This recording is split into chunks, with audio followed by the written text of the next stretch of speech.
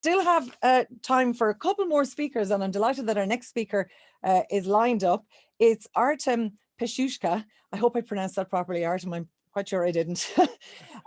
Artem is a business mentor, a professional coach. He works with artists, executives, entrepreneurs, leaders, and change makers who want to be, and this is the crucial part, who want to be more efficient, fulfilled, and happy.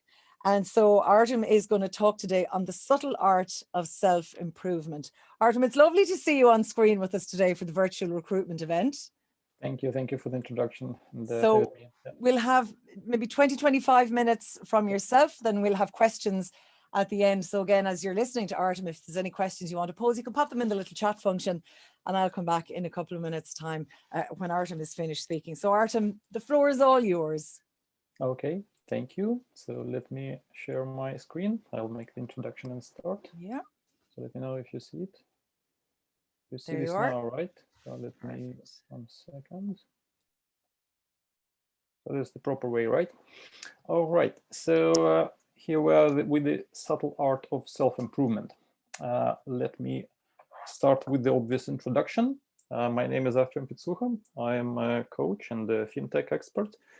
And I had multiple twists in my career. I started as a journalist many years ago in 1997. So it was a wonderful time in Russia, where I was based at the time. Obviously, I'm from Russia, so now living in Dublin.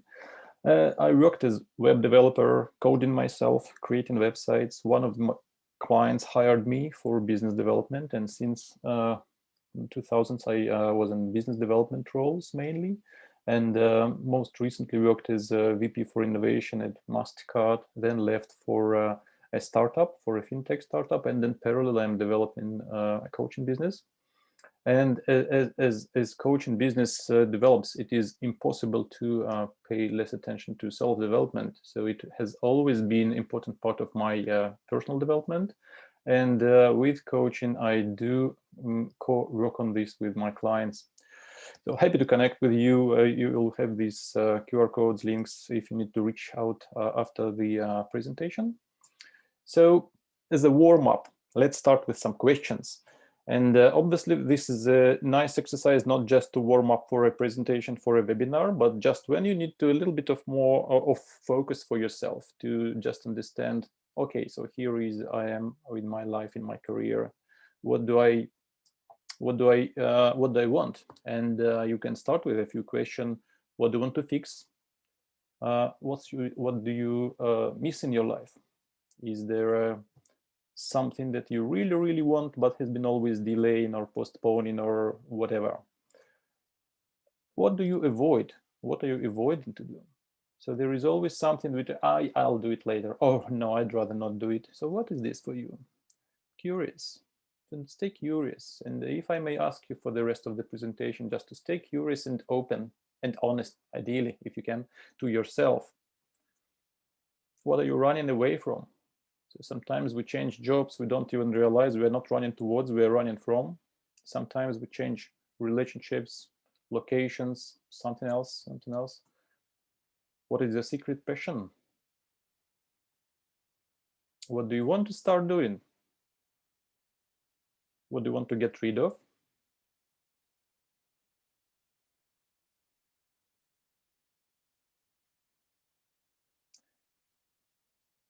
And that's the final question for this warm-up. What do you want to stop? Who do you want to stop being? So sometimes we pretend we are someone we don't even want to be like this any longer. So what do all these questions have in common? You may have guessed right. So they're all about you. So you are in the center of this. And as Aldous Huxley once said, there is only one corner of the universe you can be certain of improving, and that's your own self. So sometimes we think, oh yeah, I'll change the world, I do this great stuff, I'll change my career, I relocate. But really what you can focus, what you can change is you. And if you're curious, who is it on the photo? So it's Aldous Huxley and his son Matthew, back in whatever year, I don't even remember which year this was. And if we continue with the topic, I may, oops, sorry. 1 second. I may so just to explain how I see the subtle art of self-improvement. So we are on the same page, we share the vision, and you'll see a few question marks on this page, because for me, every part of this formula, subtle art of self-improvement, has some meaning. So why subtle? Why it's bold or something strong? So it is subtle indeed, because you cannot self-improve in a day. So it's only in a, I don't know, fairy tale or magic. You can just do something and then change in a moment. So sometimes you will see the results and effects of self-improvement in weeks, in months, in years, but it is worth considering. So then why art? Why it is not a science or some robust recipe? So just because self-improvement is very unique and very special. It is all about yourself. And as it is about yourself, we're all unique, we're all special. There is no universal recipe for self-improvement. You have to find it yourself. Then self is probably the critical part. So it is focused on you. So it's not on someone else. It's not for average person improvement. So it's about your improvement. Finally, for improvement itself. So it's easy word. So yeah, I'll just get better. So yeah, it's not as easy. So improvement is, to me, it is 3 components. So first you have to assess where you are, because you cannot improve if you don't understand where you are. You have to understand against what. And then you have to understand where you want to go. Otherwise, what does it mean? How do you know that you have improved? So there is a component of change and the new level. So if you proceed with the components, you will probably focus in the process and have some achievements to enjoy. So why would it be important? So if you want to become better version of you, if you want to improve, and you will probably reconfirm for yourself that this would be the most rewarding process that you can experience, because the change around you, some slight changes in those who are next to you, your relatives, friends, it is fine, but nothing is as rewarding as self-improvement, because you master it. And I may, and I should give you some warning. So there are some side effects. So if you proceed the way, the journey of self-improvement, you will definitely exceed and enhance in some of the topics. You will enhance your emotional intelligence, for example. You will for sure learn to think differently, efficiently. You'll see the same situations from different perspectives. You will be less biased. You will understand yourself better, and ultimately you will speak better language with others, and you will hear others. You will understand what people mean, what people wanted to say, what people didn't want to say. You will become more creative. So that's unavoidable. And you will become healthier if it is a priority for you. You will also increase your resilience and have more energy. I would probably the best caveat is you will live a happier life. So you may say, oh yeah, who wouldn't want these side effects, right? So this should not be side effects, but this should be the goal. So it's not that easy. So if it was, it would be a single book on self-improvement. You read it, you're done, right? So it's not that easy. So change may be uncomfortable, may be painful, but it is all I'm sorry, it is always experiential. So you have to experiment, and you have to find the best for yourself, what works, what doesn't. And results are not guaranteed. So you have to find your way. And let me share with you my oh, sorry, before we proceed, so let me share what Thomas Jefferson once said. If you want something you've never had, and that's the critical part. So self-improvement doesn't work the other way around. If you want something you've never had, you must be willing to do something you've never done. Because if you want something you already had, you just copy your past behavior. So you once earned, you once gained, you once had been able to, so you just do the same. If you once, trained to run a 10K or a marathon, then you do the same training, you get the same result. But if you want to get something you never had or never achieved or never got, so you have to change something in your behavior, in yourself. And question is what to change and how to change. So here we come to the self-development, self-improvement formula. And before we go to the formula itself, I'll explain what I would call self-improvement domains. So to me, there are three domains which are mind, body, and energy. So they are all three connected. And if you think what this really is, that probably some people may say, oh, it's just not enough. So there are much more domains I would work on self-improvement. There are relationship, there is knowledge, critical skills, and then professional development. It is all true, but ultimately it is only mind. It is what you think about it, what makes a difference. It doesn't even make any difference if you add these two, body and energy, because it all starts with mind. And if you think of mind, mind is just, it's not a machine, so it's not a computer. You cannot deal with it the same way. So it has emotions. There are some thinking patterns, dreaming, calming, activating. So if you don't know how this works, or if you have some challenges in one of these areas, so you for sure will be willing to change it, to improve. So there are some patterns of thinking. So there are mental traps, biases. So you would want to avoid it, or at least know how to manage. If you think of body is not a tool. So some people say, yeah, it's kind of, especially if you're young, so you just go and train yourself, you can make nice get nice results in sport, or get some body response in a way that you would expect it to be, or look great. It's not that easy, because they are interconnected. There are consequences. If you train hard, there are consequences. If you don't train, there are consequences. If you don't give load enough and sufficient to your heart, so there are consequences. Stress prevention, lifestyle, resilience, all this is affecting your body. And it's not necessarily changing one thing that will get improvement unless you find the other components that needs to be changed simultaneously. So energy, the third domain for self-improvement. So energy has many forms, and obviously electricity is none of them that you would be worrying about. So you would worry about anything that you take in, consume, accept, and anything you would share or release or produce into the outside. So how you, what do you eat, what do you see, what do you feel? Even money is a form of energy. And it is important to understand that with energy, it doesn't work the way like with batteries. You buy, you use, you discard, discharge. Energy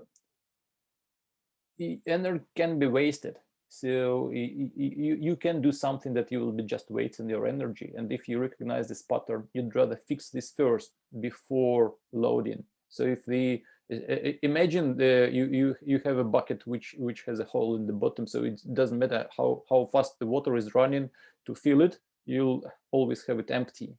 So recharging and balancing are the other areas you would consider. And honestly, it doesn't matter where you start, because if you follow the formula and commit to stay open and honest, you'll get the results. So here is the formula. How I would say, there are 4 components to start. That's commitments. You have to choose to start the journey, because if you don't choose to, it will just happen, or it may not happen. It may not happen the right time, the right moment.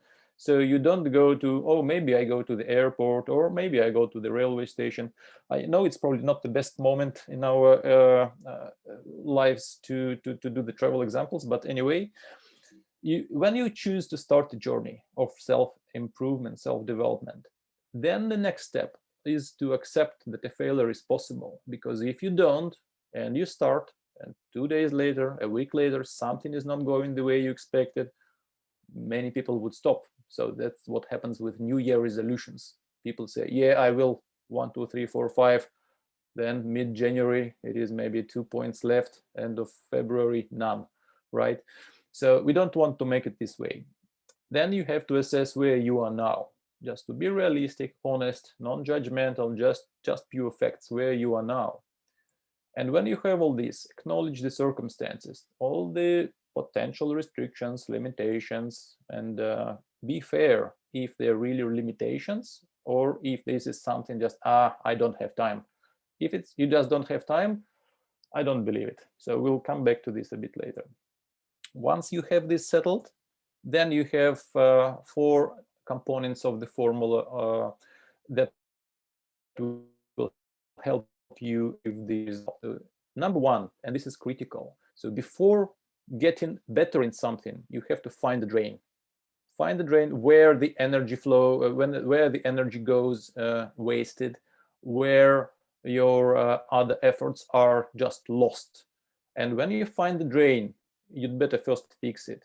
The second point, which is connected to the to finding the drain, is locating the pain. Because if you just do it to get better, but basically you're fine, so nothing gives you, I mean, I do not necessarily mean physical pain or something. It is in a broad sense. So what's the pain? What's the pain you're trying to fix? And once you have these two, you just find the next step. What do I do to have this fixed? Once you activate, you go to the next step, and you repeatedly do this exercise 1 2 3 1 2 3 1 2 3. Once this 1 2 3 done, and we will have a few examples of how to do this and what these 3 points might be, you just enjoy the game. So that's the easy formula. So you find the drain, locate the pain, activate, and enjoy the game. And if you tell me, oh no, basically I cannot make it, I just don't have enough time, it's difficult, it's impossible, I never did it, and you know these stories, right? So I just don't believe it. So it seems that either you have no intention, maybe you just don't need it genuinely, or maybe you just accepted different priorities in your life and you say, yeah, this is important, but you know what, I can live if this is not fixed, or this is not better, this remains as is. So that's just to proceed. You either need to shift your priority or go back to point 1 on the left. So choose to start a journey. Maybe you are not committed. So, and remember, as His Holiness Dalai Lama said, so the goal is not to be better than the other man, but your previous self.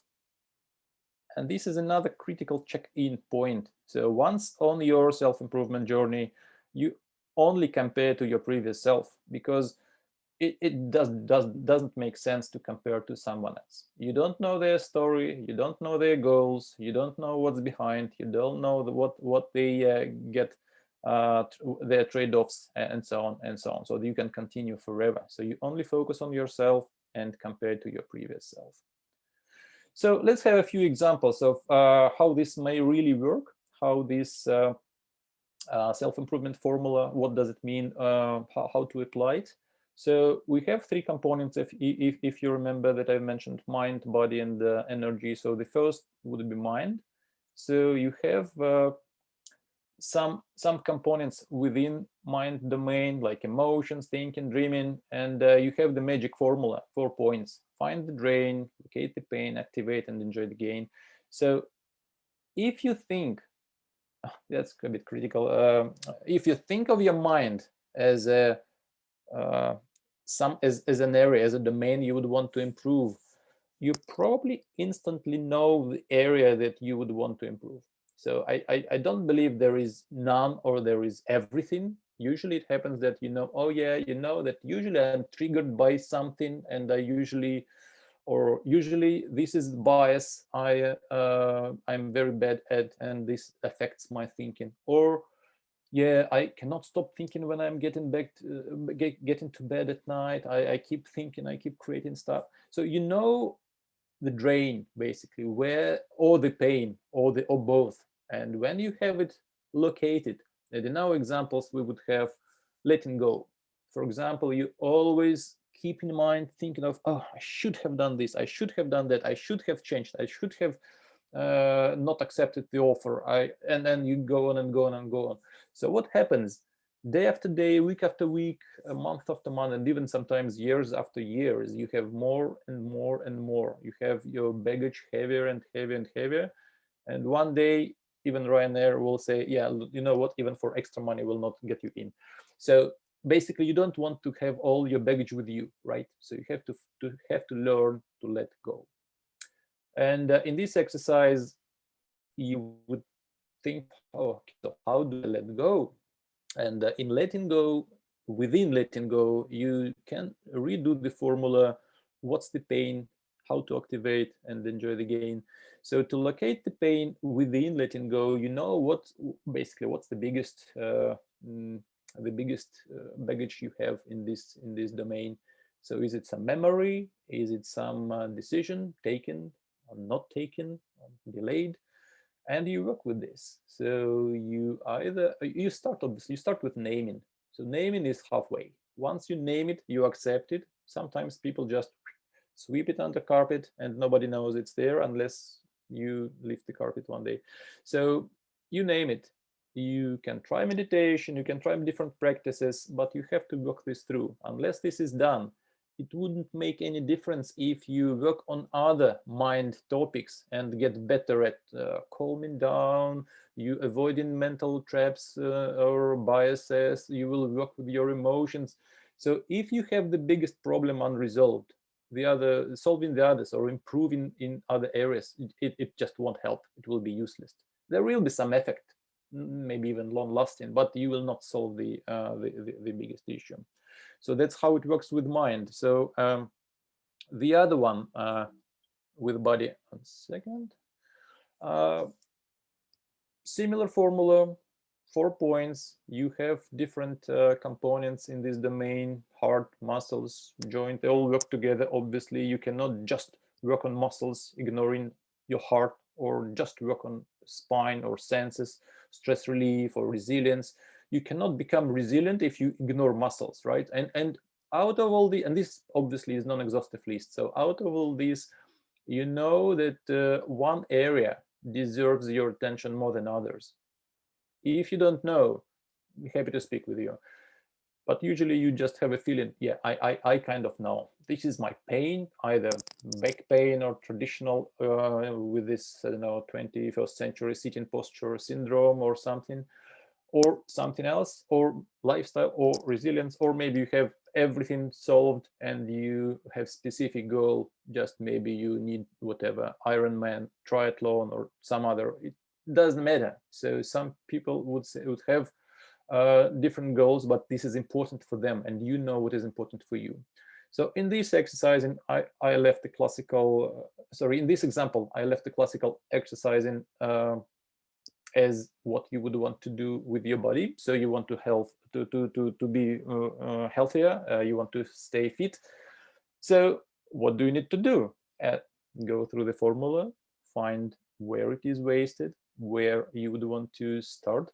And if you commit to 15 minutes a day just for yourself, you find the minimum formula that works without any accessories, just body weight exercises, should be universal, indoor, outdoor. Once you've done, I have my exercising formula. This is a separate topic, not part of this presentation. 15 minutes a day. I am practicing it daily for the last couple of years. I am happy. I feel better. I have increased my core strength. I started to run, and it is obviously great for IG. It's not Instagram, by the way, though it is a nice idea. So it's for intellect gain as well. So when you exercise, ultimately this changes the other parts of the system, and you get better in other areas too. The last example, the last component, the last domain is the energy. And same formula, same 4 points, different components. You have food, breathing, what you speak, what you see, your surroundings, your place where you live, your office, when we are allowed to back to offices, money, wasting, maybe earning energy, recharging. Out of all these components, in various forms and shapes of energy in your life, you know the area that deserves your attention, right? Right. In my example, I have sleeping. For example, how do you recharge? And you probably feel at this moment that it doesn't matter if you improve in other areas, remaining if you ignore the critical one. So if you go to bed at, let's say, 2 a.m. after Netflix journey, it doesn't matter if you eat healthy the other day, right? So it doesn't work this way. You have to find the full picture, and you have to see the full picture, and you have to find the right components to improve your energy flow. So with sleeping, the simple example would be, with consistency, support of your family members, and without any exceptions, exclude electronic screens. That's the starting point. You know where the next step would be. If you have perfect sleeping pattern, if you have the perfect sleeping habits, you are excellent in this, that's probably not your area. You will easily find the other one. Maybe it's about emotions, maybe it's about money, and maybe it's about restrictive, I don't know, financial thinking or something. You will find this area. So once found, once fixed, you back with the formula, to the same list of components. There must be another one that was second on the list, third on the list, and you keep working, and this never-ending journey. So with this formula, it can be applied at any moment in time. It doesn't matter where you are, where exactly you are. So you keep self-improving. It's like a spiral, basically. You find where you need to focus and where your attention needs to be at any specific moment in time, right? So reminder, you don't do it for someone else. So it's not a prerequisite for someone. It's not a commitment for someone. You are doing it just for yourself. And if you think you'd better have started it much earlier. Oh yes, this is wise word, but I should have started when I was whatever, 20, 30, 40, you name it. There is no reason to delay it any further, right? So there is a nice proverb, Chinese proverb I like. So the best time to plant a tree was 20 years ago. The second best time is now. So I wish you appreciate this proverb and make it your daily habit. Welcome to the self-improvement journey. Thank you. That's it. Any questions? Hi, Artem. Oh, let me just click one more button here. Absolutely. Yeah. I particularly liked the Chinese proverb you ended on at the end. That was, if only I'd started 20 years ago. Yeah. That was really insightful. The idea that it really jumped out at me was that you have to be very honest with yourself, and to take the time to figure out, as you say, find the drain, locate the pain, activate, enjoy the gain. But people really need to take time out to do it, which means, switching off. It is always like this, and in many cases people would say, oh no, I'm working 9 to 9, I don't have time. Again, there was a remark in one of my slides. You have priorities in your life and you make choices. We are not in the age of slavery, right? So you can choose to leave the job, you can choose to leave the relationship, you can choose to find 15 minutes in the morning, right? Instead of checking your Instagram comments or something. So it is about choices. And this is about honesty, right? So you can be whoever you are, but if you're not honest with yourself, so you coming back to slide number 1, right? So you have to be honest. And there was even a speaker earlier on today who spoke about the distraction of screens, social media, and in an experiment, it was figured out that people got the job done in 1/3 of the time when they weren't distracted.